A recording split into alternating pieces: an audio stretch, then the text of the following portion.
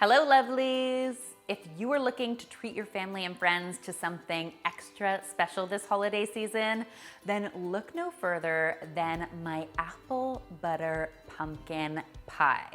I know, how good does that sound? It basically combines two of the best flavors of the season, apple and pumpkin, into one delicious pie. And I'm not stopping there. It's got a ginger snap crust that is super, super tasty and is topped with an amazing pecan crumble topping. Yeah, are your mouths watering yet? Mine definitely is. Now, I will admit that this pie is a bit of a labor of love, but I promise you the taste is totally worth all the effort. Now, it's made in 3 different parts, so we're going to get started by preparing our crust. So very similar to the way you would make a cheesecake crust using graham crackers, we're going to be using ginger snap cookies. So I've got about 4 cups of ginger snap cookies in the bowl of my food processor, and I'm just going to let them blend up until they are in nice fine crumbs. Once I've reached a really nice crumb-like texture, I'm gonna go ahead and add some butter to my food processor. And I like to actually add my butter while my food processor is running because it really helps this all get well incorporated. You may need to scrape down the sides a few times, but that's not a problem at all. You wanna make sure that those crumbs are really well combined with that butter so everything's a little moist.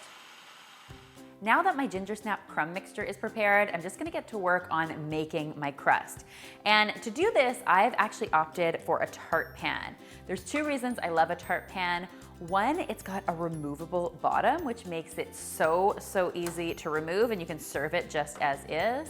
The other thing I love about it is that it's got these beautiful sort of fluted edges, so you get this really nice presentation. If you only have a pie plate at home, not to worry, you can absolutely use that as well. The tart pan just makes this extra special. I definitely recommend brushing your tart pan with a little bit of melted butter like I've done here to prevent anything from sticking once it's been baked. And then I'm just gonna go ahead and turn my cookie crumb mixture out into my tart pan and use some elbow grease to create a nice solid layer.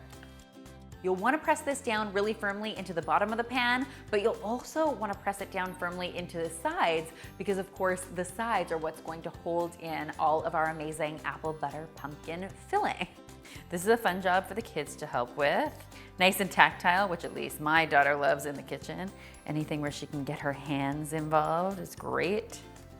All right, so that is looking pretty good. I'm going to get this into a preheated oven at 350 degrees for just about 5 minutes or so.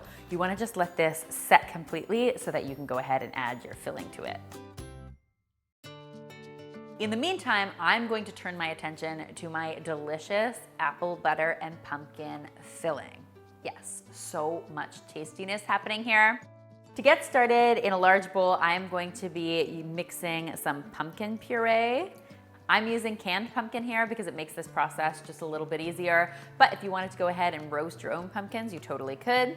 Next, it's time to add my apple butter. Now, if you're not familiar with apple butter, it's very similar to applesauce in texture, but it's got a much more concentrated apple flavor. You can usually find it at most supermarkets this time of year in the jam aisle or at your local farmer's market. They should probably have it. I'm also going to go ahead and add some evaporated milk to this. Evaporated milk can usually be found canned in the baking aisle at your supermarket. I've got 3 eggs here. I've cracked them into a bowl and I brought them to room temperature. I'm gonna get those into my bowl. Then I've got some vanilla extract, which we know makes everything taste better. Not to worry about all the measurements, guys. The full recipe with all the measurements is linked in the description box below. Then it's time to add our pumpkin pie spice. Of course, it would not be pumpkin pie without this amazing blend of sweet autumn spices. So you can either use store-bought pumpkin pie spice here, that definitely works, or you can make your own, and it's actually oh so easy to do. It's a combination of some cinnamon, some ginger, some cloves, nutmeg, a little bit of allspice. Actually, I've got an amazing homemade pumpkin pie spice recipe. I will link it in the description box below if you want to give it a try. Last, I'm just going to add a little sprinkle of salt and some brown sugar for sweetness. I'm using only about 1/3 cup of brown sugar in this recipe because that apple butter is already quite sweet, but you can basically do this to taste.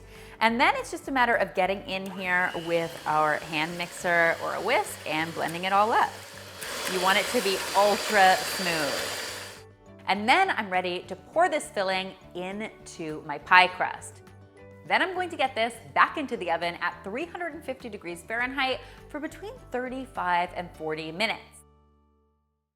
While our pie is baking away, we can get to work on mixing up the final element of this recipe that really makes it something special.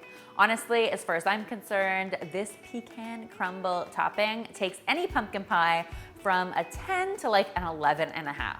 So in a bowl, I'm just going to be mixing up 4 simple ingredients. I've got a little bit of all-purpose flour here. To that, I'm going to add some chopped pecans. I've got some brown sugar here for some nice sweetness, and some melted butter, because of course we know melted butter makes everything taste better. Then I'm just gonna get in here with a fork and mix this all up until it's nicely combined.